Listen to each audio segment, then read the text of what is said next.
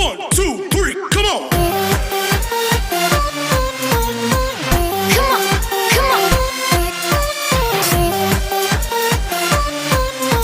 The 100 season 1 episode 7। बाहर आंधी तूफान चल रहा है। अंदर रेवन आर्क से संबंध स्थापित करने की कोशिश कर रही है। आर्क पर एबी के ऊपर केस चल रहा है जहाँ के किसी भी जुर्म की सजा मौत है, पर एबी को यह सजा नहीं दी जा रही क्योंकि आर्क पर अभी एक ही डॉक्टर है जिसकी आर्क को जरूरत है। एबी कहती है आप लोग अगर इस बात की जगह उन रोशनियों की बात करें जो हमें दिखाई दी थी तो ज्यादा अच्छा होगा, क्योंकि वो रोशनी इस बात का सबूत है कि धरती पर कोई जिंदा है और हमसे संपर्क करना चाह रहे हैं। जहाँ एबी से कहता है अब तुम इस काउंसिल का हिस्सा नहीं हो, इसीलिए तुम्हारी कोई बात नहीं मानी जाएगी, तुम अपनी पिन वापस करो। एबी जैसे ही पिन खोल रही होती है उसी वक्त रेडियो पर रेवन की आवाज आने लगती है। वह कह रही है मैं धरती से बोल रही हूँ और यहाँ 100 जिंदा है, मेरी एबी से बात कराओ। एबी दौड़कर कंट्रोल रूम जाती है। वहाँ वो हेलो बोलती है तो माइक पर क्लार्क की आवाज सुनाई देती है। वह फिन के बारे में पूछती है कि वो घायल हो गया, उसको बचाने के लिए हम क्या कर सकें। जहाँ उससे अपने बेटे वेल्स के बारे में पूछता है तो क्लार्क बताती है कि वेल्स मर चुका है। क्लार्क को एबी समझाती है पर उसकी आवाज तूफान के कारण अच्छे से सुनाई नहीं दे रही। क्लार्क ऑक्टेविया और रेवन की मदद से फिन को ऑपरेट करती है। एबी अभी चाकू निकालने से मना करती है। एबी उसकी बातों से अपने पास एक इमेजिनरी बॉडी एक्सरे देखती है और इंस्ट्रक्शन देती है। क्लार्क उसको फॉलो करते हुए चाकू निकालती है। क्लार्क उसे स्टिच लगा देती है।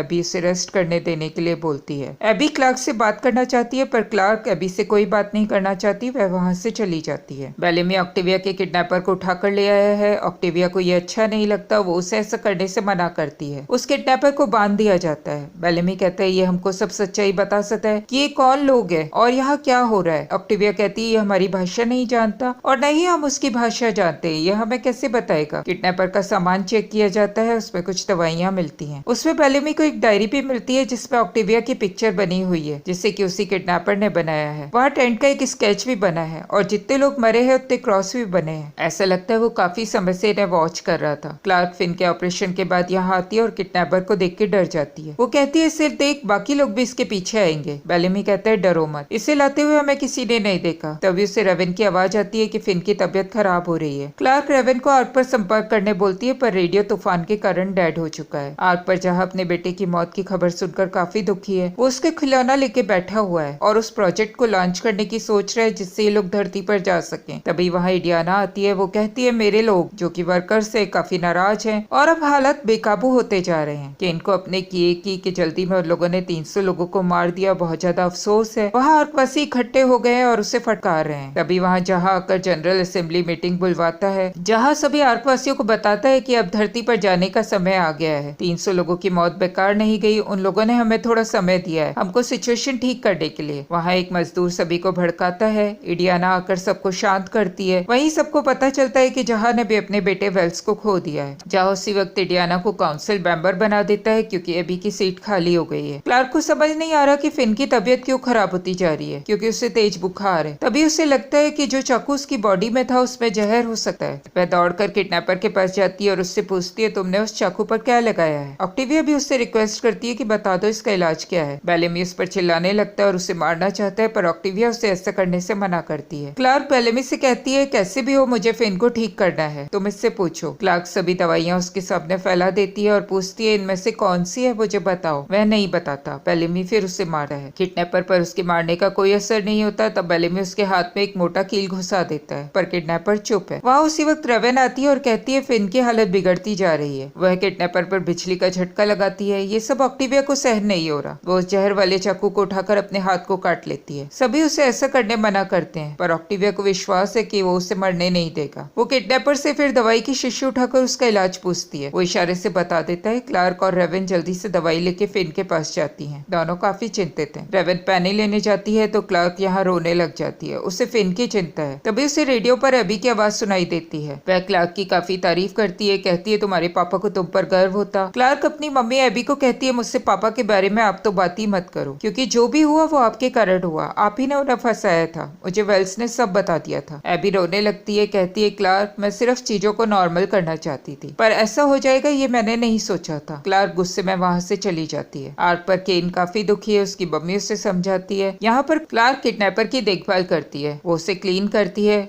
ऑक्टेविया उसे खुद क्लीन करना चाहती है। क्लार्क उससे कहती है मैं इसे मरवाना नहीं चाहती थी और वहाँ से चली जाती है। ऑक्टेविया किडनैपर को क्लीन करती है, उसे सॉरी बोलती है। किडनैपर उसे थैंक यू बोलता है। तभी वहाँ एक लड़का आता है और ऑक्टेविया को वहाँ से जाने बोलता है। क्लार्क फिन के पास है, उसे होश आता है, वो ठीक है। क्लार्क रेवन को उठाती है कि फिन के ठीक होने के बारे में बताती है। रेवन खुश हो जाती है। बाहर कैंप के चारों ओर तूफान के कारण हुई गंदगी को साफ किया जा रहा है। क्लार्क बेलेमी को किडनैपर को छोड़ने बोलती है। वो कहता है ये नहीं हो सकता, अगर ये जाएगा तो ये और लोगों को भी ये लेकर यहाँ आ सकता है। आर्क पर इंडियाना ओथ लेती है, जहाँ बताता है हम धरती पर जा रहे हैं लेकिन सभी नहीं जा सकते क्योंकि आर्क पर अभी 2300 लोग हैं, जबकि ड्रॉप सिर्फ 700 लोगों को